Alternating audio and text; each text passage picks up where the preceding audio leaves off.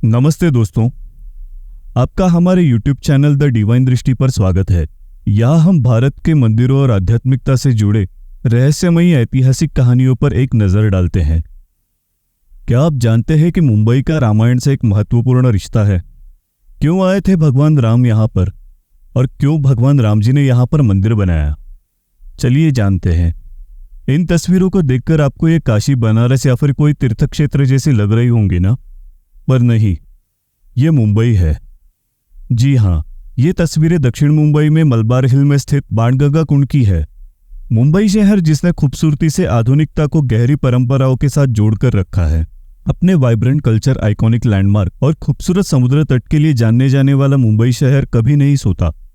अपनी रात की रौनक और समृद्ध इतिहास इसे जरूर घूमने वाली जगह बनाते हैं। Gateway of India Chhatrapati Shivaji Maharaj terminal से लेकर शांत मरीन ड्राइव और कोलाबा के हलचल भरे बाजारों तक ढेर सारे पर्यटक स्थल प्रदान करता है।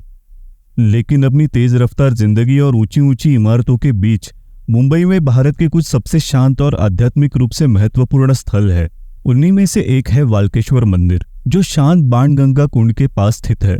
ये मंदिर सिर्फ स्थापत्य कला का कमाल ही नहीं, बल्कि आध्यात्मिक इतिहास और भक्ति की निशानी भी है।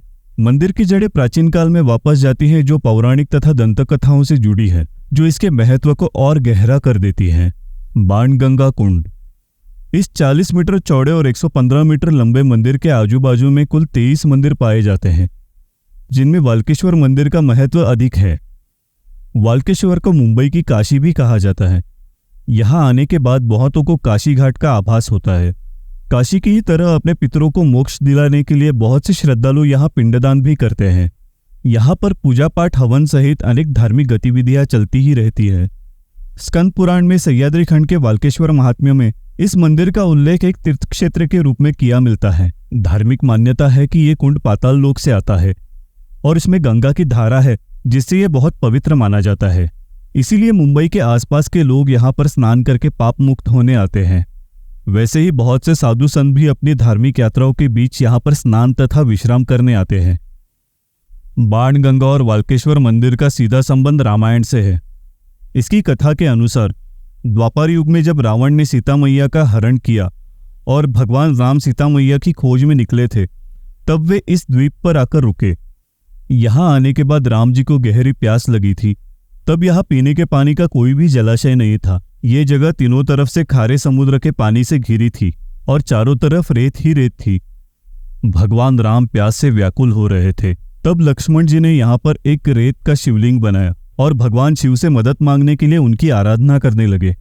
उन पर प्रसन्न होकर भगवान शिव यहाँ प्रकट हुए। लक्ष्मण जी ने उन्हें अपनी व्यथा बताई।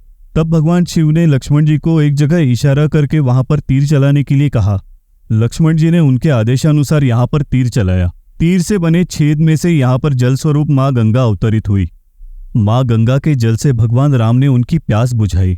इसी को बाणगंगा कहते हैं। बाद में लक्ष्मण जी ने भगवान राम के हाथों उस शिवलिंग की पूजा कर उसकी स्थापना यहाँ पर की।